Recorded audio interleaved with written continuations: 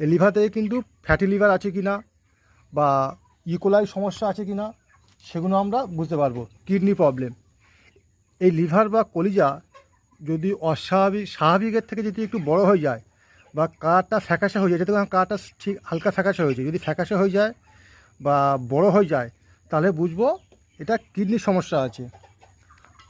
আর fatty liver হলে কী হবে, ফ্যাকাশে বা সাদা হয়ে যাবে, তাহলে বুঝবো এটা ফ্যাটি লিভার হয়েছে। আর এই যে প্রকোষ্ঠগুলো দেখছেন, এই যে দুটো ভাগ, এই যে লিভারের দুটো ভাগ না, এই ভাগ দুটো দেখুন কোনো কিচ্ছু নেই, পুরো পরিষ্কার আছে।